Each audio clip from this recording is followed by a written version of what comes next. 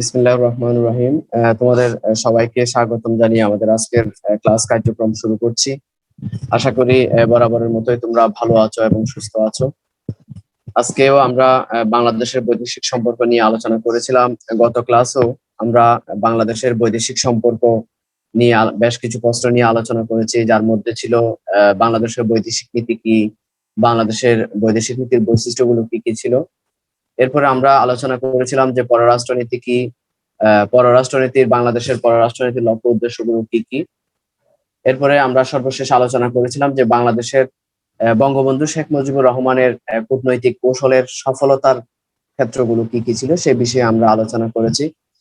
তো বাংলাদেশের বৈদেশিক সম্পর্কের আজকে যে বিষয়টি নিয়ে আমরা যে তিনটি বিষয় নিয়ে আলোচনা করবো, একটি হচ্ছে ইউরোপীয় ইউনিয়ন কি বা ইউরোপীয় ইউনিয়ন সম্পর্কে আলোচনা করো। 2 নম্বর প্রশ্ন হচ্ছে বাংলাদেশ ও ইউরোপীয় ইউনিয়নের মধ্যে সম্পর্ক আলোচনা করো। এবং সর্বশেষ প্রশ্ন যেটা নিয়ে আলোচনা করব সেটা হচ্ছে পূর্বমুখী পররাষ্ট্রনীতি বলতে তুমি কি বুঝো। এই তিনটা প্রশ্ন নিয়ে আমরা আজকে আলোচনা করব। ইতিমধ্যে তোমাদের হোয়াটসঅ্যাপ গ্রুপে আমি ইউরোপীয় ইউনিয়ন কি এই বিষয়ে আমি ডিটেলস একটা লিংক তোমাদেরকে দিয়েছি, ওটা একটু ভালো করে পড়ে নিবে। তা আমরা এখান থেকে আজকে জানবো আমাদের সর্বপ্রথম যে পয়েন্ট সেটি হচ্ছে ইউরোপীয় ইউনিয়ন কি। সচরাচর আমি যে কথাটা বলবো, যে লিঙ্কটা দিয়েছি সেটা হচ্ছে পূর্ণাঙ্গভাবে জানার জন্য। যদি প্রশ্নের মধ্যে ইউরোপীয় ইউনিয়ন কি বা ইউরোপীয় ইউনিয়ন বলতে কি বুঝো, তাহলে আমরা স্ক্রিনের মধ্যে যে বিষয়গুলো দেখছি ওগুলাই আমরা লিখব। এবং একটা স্টুডেন্ট যদি ওই বিষয়গুলো উল্লেখ করতে পারে তাহলে আশা করি একটা ভালো একটা নাম্বার আসবে। কারণ 4th ইয়ারের খাতা কাটছে আমি, অনেক জায়গায় দেখেছি যে ইউরোপীয় ইউনিয়ন কি বা অথবা অন্য কোনো প্রাসঙ্গিক যে প্রশ্নগুলো লিখেছেন কোনো প্রাসঙ্গিকতা নেই, মূল যে থিমটা আসা দরকার ওই জিনিসটা নেই, যার কারণে দেখা যাচ্ছে বিশ্বায়নের মধ্যে বিশেষ করে বিশ্বায়নের মধ্যে খুব কম নাম্বার, 35-36 উপরে কেউ উঠে নেই। 100 টাকা কাটছিলাম আমি, এবং সর্বোচ্চ মনে হয় 63 পর্যন্ত পেয়েছেন, 63, 56, 47 এই ধরনের কিছু স্টুডেন্ট পেয়েছে। এটার পিছনে মূল কারণ হচ্ছে তো তোমরা যে জিনিসটা দায়ী করো যে টিচাররা নাম্বার দেয় না কিংবা উদাসীন ভাবে খাতা কাটে, আসলে বিষয়টা এরকম না। কিছু কিছু সাবজেক্ট আছে তথ্য যদি না থাকে তাহলে এখানে নাম্বার দেওয়ার কোনো সুযোগ থাকে না। তার মধ্যে একটা হচ্ছে বিশ্বায়ন, আঞ্চলিকতা বা আন্তর্জাতিক আর্থিক প্রতিষ্ঠান সমূহ, এবং আরেকটি হচ্ছে বাংলাদেশের বৈদেশিক সম্পর্কের মধ্যে কিছু কিছু প্রশ্ন আছে যেগুলোতে তোমাকে তথ্য ইনফরমেশন দিতে হবে, না হলে কোনো টিচারের পক্ষেই তোমাকে নাম্বার দেওয়া সম্ভব নয়। তাহলে ইউরোপীয় ইউনিয়ন কি আমরা স্ক্রিনের মধ্যে দেখতে পাচ্ছি। ইউরোপীয় ইউনিয়ন কি যদি আমরা বলতে যাই যে সেটা হচ্ছে ইউরোপীয় ইউনিয়ন সম্পর্কে যদি আমরা একটু করে বলতে যাই, সেটা বলা যায় যে 20 শতাব্দীর 50-এর দশকে ইউরোপীয় রাষ্ট্রগুলোর একটি জোট গঠনের প্রয়োজনীয়তা অনুভব করে থাকে। অর্থাৎ 20 শতাব্দীর 50-এর যখন দশক ছিল তখন ইউরোপীয় রাষ্ট্রগুলো একটি জোট গঠনের একটি চিন্তাধারা করে থাকেন, এবং এই চিন্তাধারার প্রয়োজনীয়তাটা অনুভব করেন কখন, যখন দ্বিতীয় বিশ্বযুদ্ধে আমরা বলেছিলাম যে জেনেছি গত ক্লাস যে সোভিয়েত ইউনিয়নের পতন ঘটেছিল কেন, অর্থনৈতিকভাবে দুরবস্থা হওয়ার কারণে। ইউরোপীয় ইউনিয়নের ঠিক একই অবস্থা দ্বিতীয় বিশ্বযুদ্ধ 1939 সালে যখন দ্বিতীয় বিশ্বযুদ্ধ সংঘটিত হয়, তখন ইউরোপ জুড়ে অন্যান্য দেশের মতো ইউরোপ জুড়েও অর্থনৈতিক সংকট ব্যাপক আকার ধারণ করেন, এবং দ্বিতীয় বিশ্বযুদ্ধের কারণে অর্থনৈতিক ব্যবস্থা ধ্বংসের মুখে পতিত হয়। তখন এই ইউরোপীয় অঞ্চলগুলো যেগুলো রয়েছে, যেসব দেশগুলো রয়েছে, সেই অঞ্চলগুলো সেই দেশগুলো নিজেদের অর্থনৈতিক ব্যবস্থাকে পুনর্গঠন করা এবং নিজেদের সার্বিক উন্নয়ন সাধন করার চিন্তাধারা থেকেই মূলত প্রত্যেকটি ইউরোপের মধ্যে যতগুলো রাষ্ট্র রয়েছে সবগুলো রাষ্ট্র ঐক্যবদ্ধ বা জোট গঠনের একটি পরিকল্পনা গ্রহণ করে থাকেন।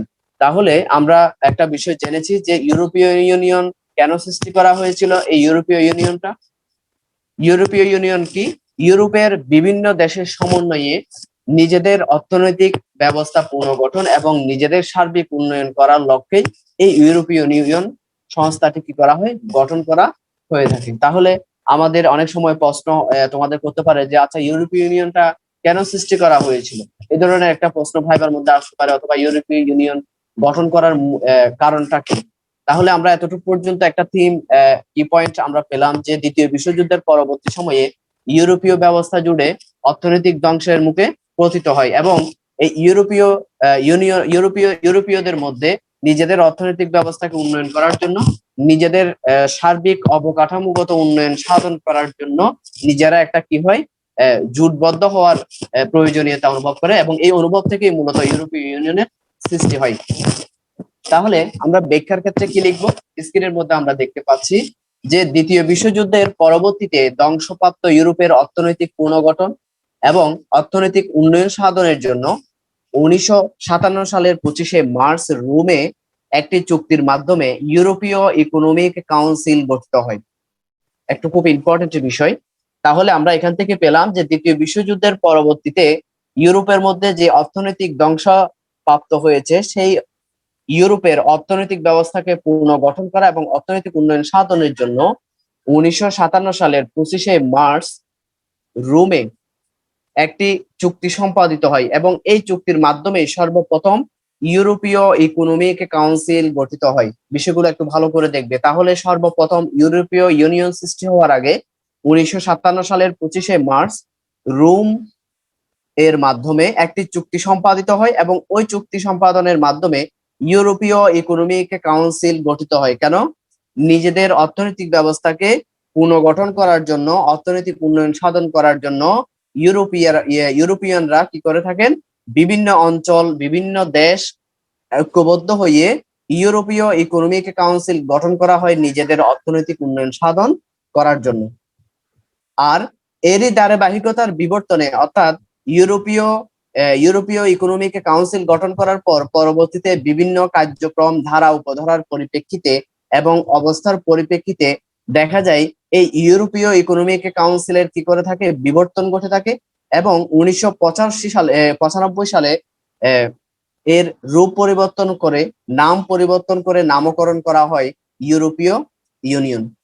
অর্থাৎ এখানে বলা হচ্ছে 1957 সালের 25শে মার্চ সর্বপ্রথম ইউরোপীয় ইকোনমিক্স কাউন্সিল গঠন করা হয়, এবং 1995 সালে এর রূপ পরিবর্তন করে নামকরণ করা হয় ইউরোপীয় ইউনিয়ন। এর মূল লক্ষ্য ছিল অর্থনৈতিক পুনর্গঠন এবং সার্বিক উন্নয়ন। অনেক সময় এমসিকিউ আসে যে ইউরোপীয় ইউনিয়নের মূল লক্ষ্য বা উদ্দেশ্য কি ছিল? তাহলে আমরা লিখব অর্থনৈতিক পুনর্গঠন এবং সার্বিক উন্নয়ন। এই অংশ থেকে আমরা এতটুকু পর্যন্ত আমরা বেশ কিছু ইনফরমেশন আমাদের কাছে মাথায় রাখতে হবে। সেটি হচ্ছে ইউরোপীয় ইউনিয়ন কেন সৃষ্টি করা হয়েছিল, দ্বিতীয় বিশ্বযুদ্ধের পরবর্তীতে ধ্বংসপ্রাপ্ত ইউরোপের অর্থনৈতিক পুনর্গঠন এবং অর্থনৈতিক উন্নয়ন সাধন করার জন্যই ইউরোপীয় ইউনিয়ন গঠন করা হয়েছে। ইউরোপীয় ইউনিয়নের গঠন প্রণালীর ক্ষেত্রে যদি বলা হয়, তাহলে আমরা বলতে পারি যে 1957 সালের 25শে মার্চ রোমে একটি চুক্তির মাধ্যমে সর্বপ্রথম ইউরোপীয় ইকোনমিক কাউন্সিল গঠন করা হয়, এবং পরবর্তী সময়ে অবস্থার পরিপ্রেক্ষিতে, রূপ পরিবর্তনের পরিপ্রেক্ষিতে এই ইউরোপীয় ইকোনমিক্স কাউন্সিলকে ইউরোপীয় ইউনিয়ন নামে অবহিত করা হয়, যার মূল লক্ষ্য উদ্দেশ্য হচ্ছে যে কি, অর্থনৈতিক পুনর্গঠন এবং সার্বিক উন্নয়ন। পরবর্তীতে আমরা সামনের দিকে এগিয়ে যাচ্ছি। ইউরোপের দেশগুলো একক মুদ্রা ব্যবস্থা হলো ইউরো।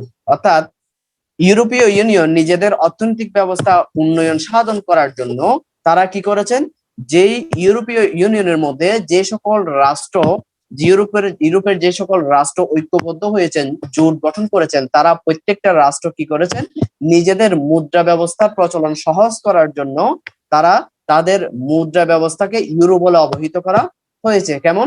উদাহরণ হিসেবে যদি আমরা বলি যে কেন করা হয়েছে এটা, অর্থাৎ ইউরোপীয় ইউনিয়নের জোটভুক্ত দেশগুলোর মুদ্রা ব্যবস্থা একই করা হয়েছে কেন? অর্থাৎ আমরা বাংলাদেশে টাকা, ভারতের মধ্যে রুপি বলা হয়। তাহলে এই যে বাংলাদেশে, যেমন ধর বাংলাদেশ এবং ভারত মিলে কি করলো, ইউরোপীয় ইউনিয়ন গঠন করলো, এবং দুই দেশের মুদ্রা ব্যবস্থার নাম হলো কি, রুপি। অর্থাৎ আমাদের বাংলাদেশে টাকাকে বলা হবে রুপি, ওদের এখানেও বলা হবে যে কি, রুপি। তাহলে সহজটা কোন জায়গায়? তাহলে আমরা দেখা যাচ্ছে যে এক দেশের টাকা অন্য দেশে সহজে কি করে পারে, আদান প্রদান করতে পারে। ফলে দেখা যাচ্ছে আমরা বর্তমান সময়ে দেখা যায় যে আমরা যদি ইন্ডিয়াতে যাইতে হয়, তাহলে আমাদের বাংলাদেশি টাকা স্টেট অফ ইন্ডিয়া ব্যাংকে গিয়ে আমরা কি করতে হয়, বাংলাদেশি টাকা জমা দিয়ে ডলারের দামে কিংবা বর্তমান রেটে ওই রেটে আমাদেরকে ওদের টাকা কিনতে হয়। তাহলে মাঝখানে যে একটা অর্থ আমাদের কাছ থেকে এক্সট্রা চলে যায়, এটা হচ্ছে যে একটা অর্থনৈতিক ক্ষতি। ও ইউরোপীয় ইউনিয়নরাও এই মাঝখানে যে একটা অতিরিক্ত অর্থ ব্যয় হয় এই টাকায় রূপান্তর করার জন্য, বিভিন্ন দেশে ব্যবহার করার জন্য, এই অর্থটাকে নিয়ন্ত্রণ করে অর্থনৈতিক ব্যবস্থা উন্নয়ন সাধন করার জন্য তারা কি করেছেন, ইউরোপীয় ইউনিয়নের ভুক্ত যে দেশগুলো আছে তারা প্রত্যেক দেশের মধ্যে একই মুদ্রা ব্যবস্থা প্রচলন করেছেন, সেটি হচ্ছে ইউরো। এবং বর্তমানে সারা বিশ্বে ইউরোপ ইউনিয়ন এককভাবে সর্ববৃহৎ অর্থনৈতিক পরাশক্তি হিসেবে প্রতিষ্ঠা লাভ করেছে। অর্থাৎ এখানে বলা হচ্ছে যে ইউরোপীয় ইউনিয়নের অর্থনৈতিক ব্যবস্থা দ্বিতীয় বিশ্বযুদ্ধের পরবর্তী সময়ে যে অবস্থানে ছিল, ইউরোপীয় ইউনিয়ন গঠন করার পর এবং বিভিন্ন পদক্ষেপ গ্রহণ করার কারণে ইউরোপীয় ইউনিয়ন বর্তমানে সর্ববৃহৎ, সারা বিশ্বের মধ্যে সর্ববৃহৎ অর্থনৈতিক পরাশক্তি হিসেবে তারা পরিচিতি লাভ করেছে। এরপরে এখানে তারপরে বলা হচ্ছে যে বর্তমান বিশ্বে ইউরোপীয় ইউনিয়ন হচ্ছে সবচেয়ে বড় অর্থনৈতিক জোট। তাহলে ইউরোপীয় ইউনিয়ন কি? এটা কি রাজনৈতিক জোট, নাকি সামাজিক জোট, নাকি সামরিক জোট, নাকি অর্থনৈতিক জোট? তাহলে আমরা এই অংশ থেকে একটা জিনিস পেলাম যে ইউরোপীয় ইউনিয়ন হচ্ছে সবচেয়ে বড় অর্থনৈতিক জোট। 1993 সালের পূর্বে ইইউ এর নাম ছিল ইসি। অর্থাৎ 1993 সালের পূর্বে ইইউ এর নামকরণ করা হয়েছে কি? ইসি বলা হতো, অর্থাৎ ইউরোপীয় কমিশন। তাহলে 1995 সালে আমরা কি পেলাম? ইউরোপীয় ইউনিয়নের নামকরণ পেলাম। 1957 সালে ইউরোপীয় ইউনিয়নের নামকরণ ছিল ইউরোপীয় ইকোনমিক কাউন্সিল।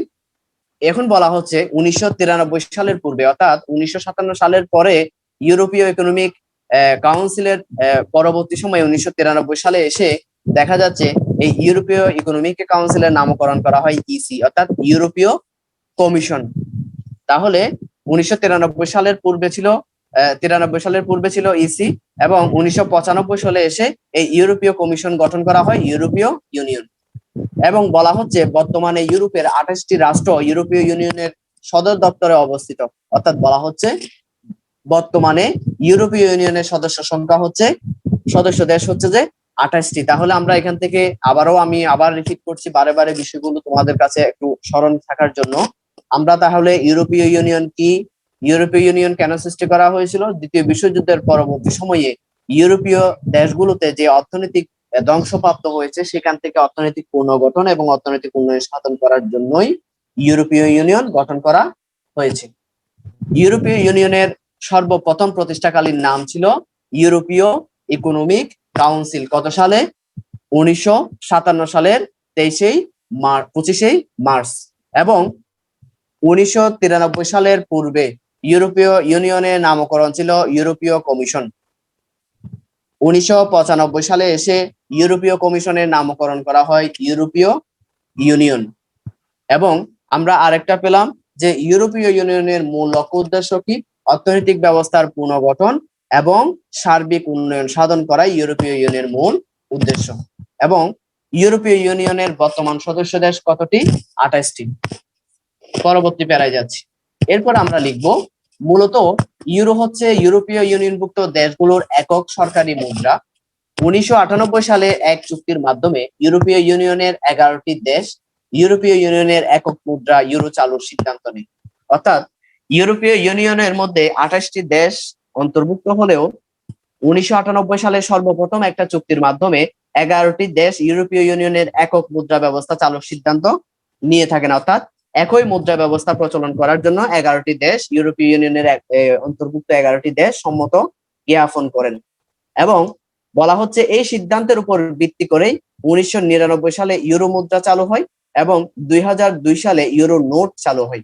অনেক সময় আসে যে এক্সটার্নাল যদি একটু ব্যতিক্রম গভীরে চলে যায় ইউরোপীয় ইউনিয়ন নিয়ে, তাহলে তোমাদেরকে প্রশ্ন করতে পারে যে সর্বপ্রথম কয়টি দেশে ইউরো মুদ্রা চালু হয়েছিল, একই ইউরো মুদ্রা চালু হয়েছিল? তাহলে আমরা আনসার দিব 11টি। আবার বলা হতে পারে যে ইউরো মুদ্রা চালু হয়েছে কত সালে এবং ইউরো নোট চালু হয়েছে কত সালে? তাহলে 1999 সালে ইউরো মুদ্রা চালু হয়েছে, 2002 সালে ইউরো নোট চালু হয়।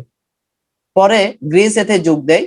বর্তমানে ইইউ এর ভুক্ত 28টি দেশের মধ্যে 17টি দেশ একক মুদ্রা ইউরো গ্রহণ করেছেন। অর্থাৎ ইউরোপীয় ইউনিয়নের মধ্যে বর্তমান সদস্য সংখ্যা হচ্ছে 28টি। এই 28টি দেশের মধ্যে বর্তমানে 17টি দেশে একই মুদ্রা ব্যবস্থা কি হয়েছে? প্রচলন রয়েছে। তাহলে আমরা এই জিনিসটা একটু খেয়াল করব। সর্বপ্রথম 11টি দেশে ছিল, পরবর্তী সময়ে এসে 17টি দেশে একই মুদ্রা ব্যবস্থা চালু হয়েছে। তবে ইউরোপের অন্যতম পরাশক্তি ব্রিটেন, সুইডেন, ডেনমার্ক এখনো ইউরো মুদ্রা গ্রহণ করেনি। মূলত 21 শতাব্দীর চ্যালেঞ্জ মোকাবেলার জন্য অর্থনৈতিকভাবে শক্তিশালী করা এবং অখণ্ড ইউরোপের গঠন প্রক্রিয়া ত্বরান্বিত করতেই সমগ্র ইউরোপ জুড়ে একই মুদ্রা ইউরো চালু করা হয়েছে। বর্তমানে ইউরোপীয় ইউনিয়নের সদর দপ্তর বেলজিয়ামের রাজধানী ব্রাসেলসে অবস্থিত এবং বর্তমান সদস্য সংখ্যা হচ্ছে 28। অর্থাৎ বলা হচ্ছে অ্যাডমিনিস্ট্রেটিভ সেন্টার হচ্ছে যে কোথায়, অর্থাৎ সদর দপ্তর হচ্ছে বেলজিয়ামের রাজধানী ব্রাসেলসে। তাহলে আমরা এখানে আরেকটি বিষয় পেলাম, সেটা হচ্ছে যে কি ইউরোপীয় ইউনিয়নের সদর দপ্তর কোথায় অবস্থিত। ইউরোপীয় ইউনিয়নের সদর দপ্তর হচ্ছে বেলজিয়ামের রাজধানী ব্রাসেলসে অবস্থিত। এই ইউরোপীয় ইউনিয়নের নানামুখী ভূমিকা রয়েছেন বর্তমান বিশ্বে। ইউরোপীয় ইউনিয়নের ভূমিকার মধ্যে আমরা অনেক কিছু বলতে পারি। এই ইউরোপীয় ইউনিয়ন নিয়ে আমরা পরবর্তী ক্লাসে আবারও আলোচনা করব বেশ কিছু প্রশ্ন নিয়ে। বর্তমান বিশ্বে ইউরোপীয় ইউনিয়নের ভূমিকা কি এবং ভবিষ্যতের বিশ্ব অর্থনীতির নিয়ন্ত্রণ হতে ইউরোর আলোচনা করো, এই ধরনের প্রশ্নগুলো আমরা আলোচনা করব। সময় স্বল্পতার কারণে তোমাদের সাথে ডিটেলস আলোচনা করতে পারছি না। তাহলে আমরা আজকে শুধু এতটুকুই জানলাম যে ইউরোপীয় ইউনিয়ন বলতে কি বুঝো। যদি প্রশ্ন আসে তাহলে আমরা এই দুইটা অংশ, আমি যে যতটুকু স্ক্রিনে দেখিয়েছি এই অংশগুলো লিখে আমরা কি করব, শেষ করব ইউরোপীয় ইউনিয়ন বলতে কি বুঝো। এরপরে ইউরোপীয় ইউনিয়ন কেন গঠন করা হয়েছে, এর পিছনের আরো ইতিহাস কি, আমি অলরেডি তোমাদের হোয়াটসঅ্যাপ গ্রুপে একটি লিংক দিয়ে দিয়েছি, ওই লিংকটা একটু দেখে নিবে। বাংলাদেশ ও ইউরোপীয় ইউনিয়নের মধ্যে কি ধরনের সম্পর্ক রয়েছে সে বিষয়ে আমরা এখন জানবো। তাহলে কিছুক্ষণ আগে জেনেছি যে ইউরোপীয় ইউনিয়ন কি, ইউরোপীয় ইউনিয়নের কার্যগুলো কি কি এবং তারা কি সফলতা পেয়েছে সেই বিষয়গুলো আমরা জেনেছি। এখন আমরা জানবো যে বাংলাদেশের ইউরোপীয় ইউনিয়নের মধ্যে, বাংলাদেশ এবং ইউরোপীয় ইউনিয়নের মধ্যে কি রকম সম্পর্ক বিদ্যমান রয়েছে সে বিষয়ে আমরা ধারণা করব। তো আমরা পররাষ্ট্রনীতির ক্ষেত্রে আমরা জেনেছি যে পররাষ্ট্রনীতির স্লোগান হচ্ছে সকলের সাথে বন্ধুত্ব, কারোর সাথে শত্রুতা নয়। তো সেই স্লোগানে এগিয়ে বাংলাদেশ স্বাধীনতা লাভের পর থেকে বহুপাক্ষিক সংগঠনের সাথে সুসম্পর্ক গড়ে তোলার ব্যাপারে সক্রিয় প্রচেষ্টা চালিয়ে যাচ্ছে। বর্তমানে পৃথিবীতে অনেক বহু পাক্ষিক সংস্থা পরিলক্ষিত হচ্ছে এবং আত্মনির্ভরশীলতার এই যুগে বাংলাদেশ সহ বহু পাক্ষিক সংস্থার সাথে সুসম্পর্ক তৈরি করা খুবই একটি গুরুত্বপূর্ণ বিষয়। আর এদিক থেকে বাংলাদেশ ইউরোপীয় ইউনিয়নের মধ্যে একটি সুসম্পর্ক গড়ে তুলেছেন। তাহলে আমরা প্রাসঙ্গিকতার মধ্যে এটাই বলতে পারি যে বাংলাদেশ নিজেদের অর্থনৈতিক উন্নয়ন সাধন করার জন্য অন্যান্য দেশের ন্যায় ইউরোপীয় ইউনিয়নের সাথেও একটি সুসম্পর্ক গড়ে তোলা হয়েছে। এই জিনিসটা দেওয়ার পরে আমরা হেডিং দিব ইউরোপীয় ইউনিয়ন কি, অর্থাৎ প্রশ্নটা কিভাবে লিখবে। প্রথমে হবে প্রাসঙ্গিকতা, এরপর হচ্ছে ইউরোপীয় ইউনিয়ন সম্পর্কে আমরা এতক্ষণ পর্যন্ত যেগুলো আলোচনা করেছি সে বিষয়ে আমরা আলোচনা করব। এবং এখানে আরেকটি বিষয় উল্লেখ যে সকল সংস্থার সাথে বাংলাদেশের ঘনিষ্ঠ সম্পর্ক বিদ্যমান রয়েছে তার মধ্যে অন্যতম একটি সংস্থা হলো ইউরোপীয় ইউনিয়ন, যেহেতু ইউরোপীয় ইউনিয়ন একটি অর্থনৈতিক জোট। এরপরে বলা হচ্ছে বাংলাদেশের সাথে ইউরোপীয় ইউনিয়নের সম্পর্কের সূত্রপাত হয় 1973 সালে এবং ক্রমান্বয়ে এই সম্পর্ক আরো ঘনিষ্ঠ হয়। 2001 সালের 22 মে ইউরোপীয় ইউনিয়নের সদর দফতর অর্থাৎ বেলজিয়ামের রাজধানী ব্রাসেলসে বাংলাদেশ ও ইউরোপীয় ইউনিয়নের মধ্যে কোঅপারেশন এগ্রিমেন্ট স্বাক্ষরিত হয়। তাহলে আমি এই প্রশ্নটাও তোমাদেরকে হোয়াটসঅ্যাপ গ্রুপে দিয়ে দিব ক্লাস শেষে। তাহলে এখান থেকে আমরা একটা বিষয় পেলাম যে বাংলাদেশ ইউরোপীয় ইউনিয়নের সাথে সম্পর্ক গড়ে ওঠেন 1973 সালে এবং বাংলাদেশের সাথে ইউরোপীয় ইউনিয়নের সমস্ত আদান প্রদান সংগঠিত হয়ে থাকে কত সালে, 2001 সালের 22 মে ইউরোপীয় ইউনিয়নের সদর দপ্তরে একটি চুক্তি সম্পাদিত হয়। সেই চুক্তির নাম হচ্ছে কোঅপারেশন এগ্রিমেন্ট চুক্তি এবং মূলত এই চুক্তির মাধ্যমে কি করে থাকেন বাংলাদেশ এবং ইউরোপের মধ্যে বিভিন্ন পণ্য সামগ্রী বিভিন্ন বিষয় আদান প্রদান হয়ে থাকে। তাহলে প্রশ্ন আসতে পারে বাংলাদেশ ইউরোপীয় ইউনিয়নের সাথে সম্পৃক্ত হয় কত সালে, 1973 সালে। কোন চুক্তির মাধ্যমে বাংলাদেশ এবং ইউরোপীয় ইউনিয়নের মধ্যে ঘনিষ্ঠ সম্পর্ক জোরদার হয় এবং আদান প্রদান হয়, কোঅপারেশন এগ্রিমেন্ট। কত সালে, 2001 সালের 22 মে। আচ্ছা, এতটুকু পর্যন্ত গেল।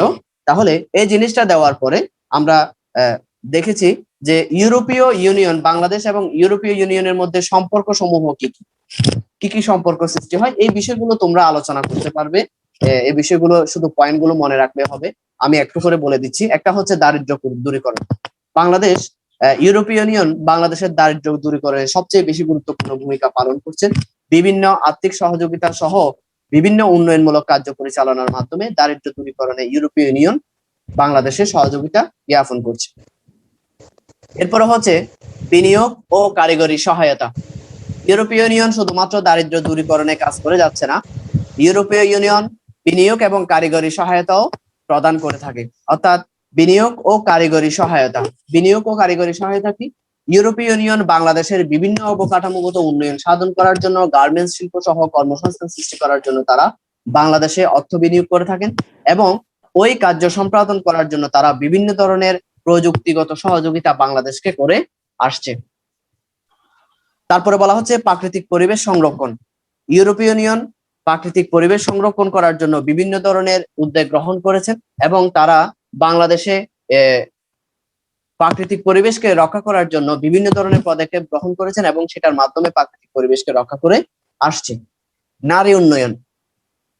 বর্তমান বিশ্ব ব্যবস্থায় নারীদের যে অধিকার, নারীদের যে ক্ষমতা, এই ক্ষমতাকে প্রতিষ্ঠিত করার জন্য বাংলাদেশেও নারীর উন্নয়নকে অব্যাহত রাখার জন্য নারীদেরকে বিভিন্ন দক্ষতামূলক কর্মসূচি গ্রহণ করার জন্য উৎসাহিত করে যাচ্ছেন এবং দক্ষতা উন্নয়ন করার জন্য তারা বিভিন্ন ধরনের প্রকল্প চালু করেছেন ইউরোপীয় ইউনিয়ন। এই ইউরোপীয় ইউনিয়ন বিভিন্ন কর্মসূচি গ্রহণ করে, বিভিন্ন প্রকল্প চালু করে নারীর দক্ষতা অর্জনের মাধ্যমে নারীর অধিকারকে তারা প্রতিষ্ঠা করার ক্ষেত্রে কাজ করে যাচ্ছে। বাজারে প্রবেশাধিকার বৃদ্ধি। ইউরোপীয় ইউনিয়ন বাংলাদেশের বিভিন্ন দক্ষ জনশক্তি যাতে সহজেই বিভিন্ন ইউরোপের রাষ্ট্রগুলোতে গিয়ে বাজার ব্যবস্থা পরিচালনা করতে পারে, কর্মসংস্থানের সুযোগ পেতে পারে, সেই ব্যবস্থায় কাজ করে যাচ্ছে। আঞ্চলিক সহযোগিতা বৃদ্ধি। বাংলাদেশ ইউরোপীয় ইউনিয়নের সহযোগিতা চুক্তিতে আঞ্চলিক সহযোগিতা বৃদ্ধির বিষয়টি গুরুত্ব আরোপ করা হয়েছে। এক্ষেত্রে বিভিন্ন বিষয় ইউরোপীয় ইউনিয়ন চিহ্নিত করে আঞ্চলিক সহযোগিতাটা তারা চলমান রেখেছে। মানব সম্পদ উন্নয়ন। বাংলাদেশের বিভিন্ন যে দক্ষ মানব সম্পদ রয়েছে, এই মানব সম্পদ গুলো যাতে ইউরোপীয় ইউনিয়নে গিয়ে অর্থনৈতিক ব্যবস্থায় অংশগ্রহণ করতে পারে, সে বিষয়ে ইউরোপীয় ইউনিয়ন কাজ করে যাচ্ছে। অত্যন্ত একটা ইম্পর্টেন্ট বিষয় এটা হচ্ছে ট্যারিফ এবং নন ট্যারিফ বাধা অপসারণ। এই বিষয়টা একটু আলোচনা করি। একটি হচ্ছে ট্যারিফ আর একটা হচ্ছে ট্যাক্স, দুই বিষয়। এখানে বলা হচ্ছে বাংলাদেশ এবং ইউরোপীয় ইউনিয়নের মধ্যে সম্পর্ক সমূহের ক্ষেত্রে ট্যারিফ ও নন ট্যারিফ বাধা অপসারণ করা হয়েছে। ট্যারিফ কি আর ট্যাক্স কি? ট্যারিফ হচ্ছে দুইটাই মূলত, ট্যারিফ এবং ট্যাক্স দুটাকে এখানে কর বোঝানো হচ্ছে, শুল্ক বোঝানো হয়। ট্যারিফ এবং ট্যাক্স, একটু বিষয়টা মনোযোগ দিয়ে শুনবে, কারণ অনেক সময় প্রশ্ন হয় যে ট্যারিফ এবং ট্যাক্স এর মধ্যে পার্থক্য। অর্থগত দিক দিয়ে আমরা যদি দেখি, ট্যারিফ এবং ট্যাক্স হচ্ছে যে শুল্ক।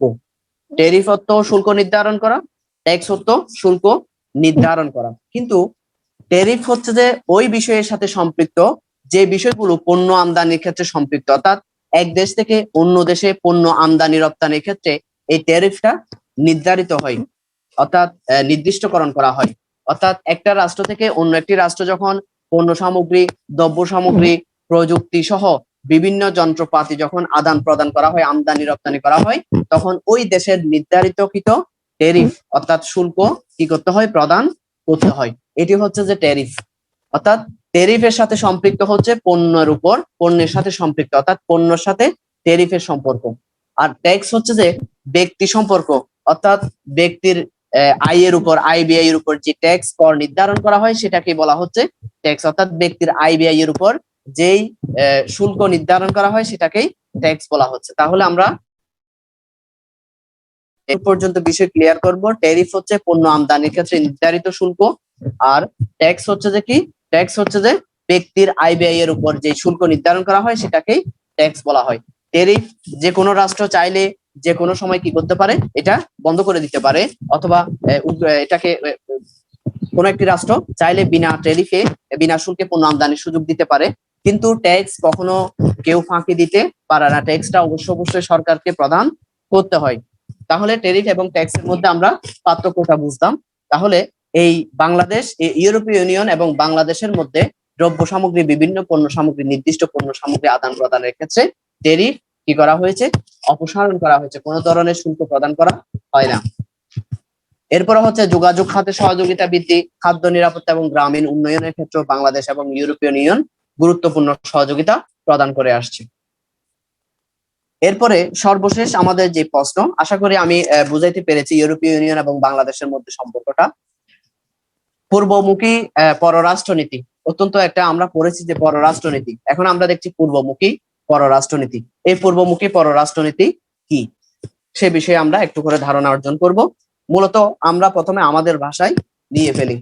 পূর্ব, পূর্ব মানে আমরা বলি না যে উত্তর, দক্ষিণ, পূর্ব, পশ্চিম। পূর্ব মানে পূর্ব দিকে, অর্থাৎ পূর্ব দিকে যে অঞ্চলগুলো, যে রাষ্ট্রগুলো অবস্থিত, সেই রাষ্ট্রগুলোকেই এখানে পূর্বমুখী বলা হচ্ছে।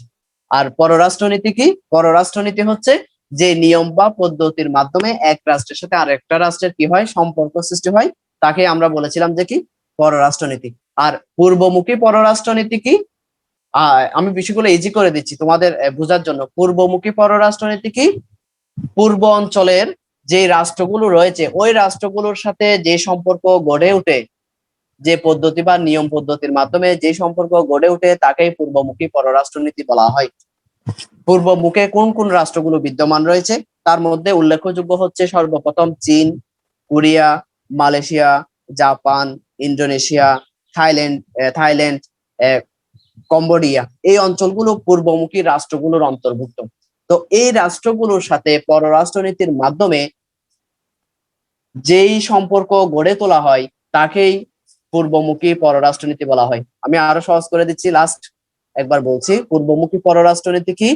পূর্বমুখী অঞ্চলে, পূর্ব দিকের অঞ্চলের সাথে, অঞ্চলের রাষ্ট্রগুলোর সাথে যে পররাষ্ট্রনীতির সম্পর্ক গড়ে ওঠে, তাকে পূর্বমুখী পররাষ্ট্রনীতি বলা হয়ে থাকে। এটাকে তোমরা এবার সাজাবা, গোছাবা, কিভাবে কথা বের করা যায়। আমরা বলতে পারি যে পূর্বমুখী রাষ্ট্রগুলোর কাছ থেকে বিভিন্ন ধরনের সুযোগ সুবিধা আদায় করার জন্য অন্যান্য যে রাষ্ট্রগুলো পররাষ্ট্রনীতি প্রক্রিয়া অনুসরণ করে যে সম্পর্ক গড়ে তোলে, তাকেই পূর্বমুখী পররাষ্ট্রনীতি বলা হয়ে থাকে। আমি আশা করি এই কথাগুলো তোমরা সাজাতে পারবে, কারণ আমরা পররাষ্ট্র নিয়ে অনেক ক্লাস নিয়েছি। কিভাবে উপস্থাপন করব? সর্বপ্রথম আমরা প্রাসঙ্গিকতা নিয়ে আসবো। আমরা লিখবো যে পূর্বমুখী পররাষ্ট্রনীতি বাংলাদেশের উন্নয়নে কার্যকর। পূর্বমুখী পররাষ্ট্রনীতি গ্রহণ করার ফলে বাংলাদেশ আজ অর্থনীতিতে এগিয়ে যাচ্ছে।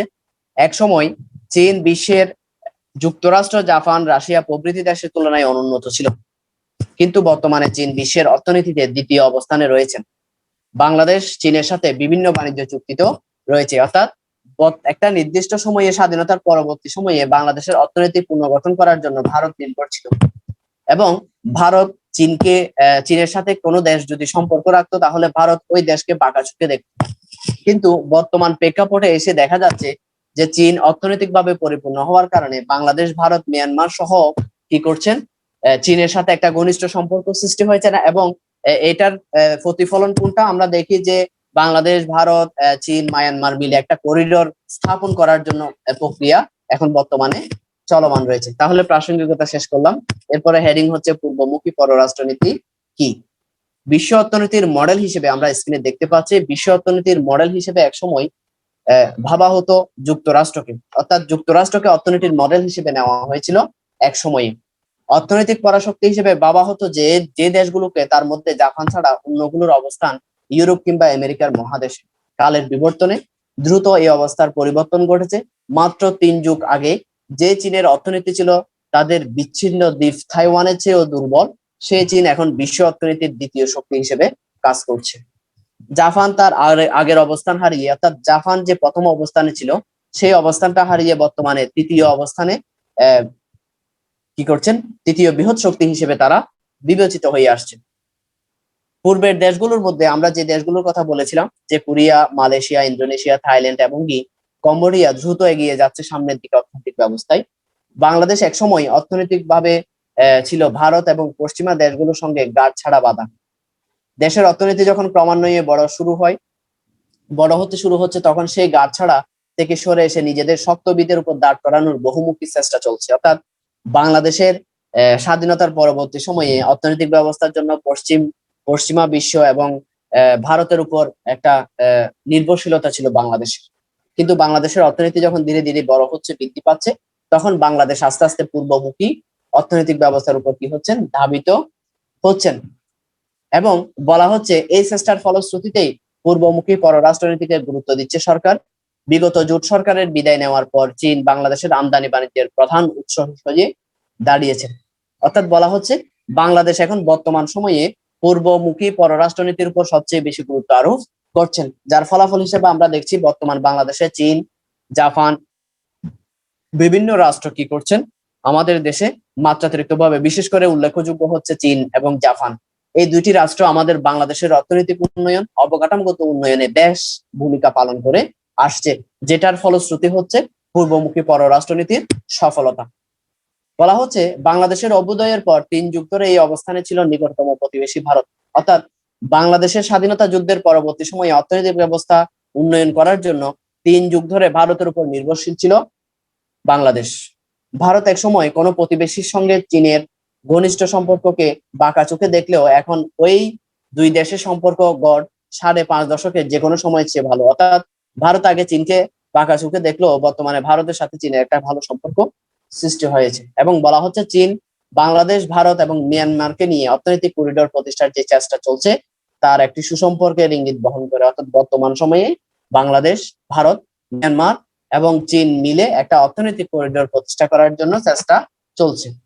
সুসম্পর্কের ইঙ্গিত বহন করে দেশের অর্থনৈতিক উন্নয়নে জাপান ও চীন এর সহযোগিতার সত্যের অক্টোপাস না থাকায় সরকার পশ্চিমা দুনিয়ার চেয়ে পূর্বমুখী হওয়াকে লাভজনক বলে ভাবছেন। অর্থাৎ পূর্বমুখী অঞ্চলগুলোতে অর্থনৈতিক ব্যবস্থার আদান প্রদানের ক্ষেত্রে কোনো ধরনের শর্ত আরোপ না থাকার কারণে বর্তমান সরকার কি করছেন, পশ্চিমা রাষ্ট্রগুলোর চেয়ে পূর্বমুখী যেই রাষ্ট্রগুলো রয়েছে তাদের প্রতি বেশি লাভজনক বলে মনে করছেন এবং তাদের সাথে সবচেয়ে বেশি পররাষ্ট্রনীতি সম্পর্ক গড়ে তুলছেন। তাহলে এমসিকিউর মধ্যে যদি আসে যে পূর্বমুখী পররাষ্ট্রনীতি কি, তাহলে আমরা এইভাবে আমরা লিখবো। আর ভাইবা বোর্ডে যদি পূর্বমুখী পররাষ্ট্রনীতি কি যদি আসে, তাহলে আমরা লিখবো যে পূর্ব অঞ্চলে অবস্থিত বিভিন্ন রাষ্ট্রের সাথে পররাষ্ট্রনীতি অনুসরণ করে বিভিন্ন ধরনের অর্থনৈতিক সহ বিভিন্ন ধরনের সুযোগ সুবিধা আদায় করার জন্য যে সম্পর্ক গড়ে ওঠে তাকে পূর্বমুখী পররাষ্ট্রনীতি বলে।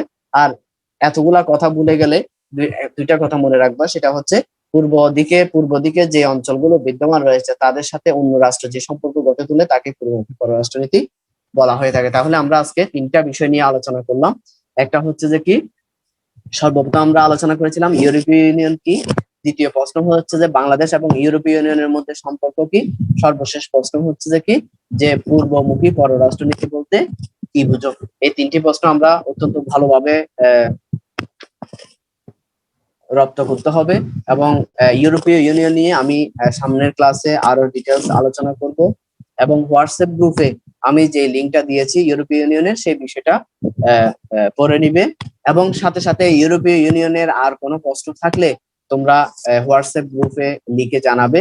ওই প্রশ্নগুলো আমি পরবর্তীতে আলোচনা করব। সবাইকে ধন্যবাদ জানিয়ে এখানে ক্লাসের সমাপ্তি ঘোষণা করছি। সবাই ভালো থাকবে, সুস্থ থাকবে। সবাইকে আবারও ধন্যবাদ জানিয়ে এখানে সমাপ্তি ঘোষণা করছি। আল্লাহ হাফেজ।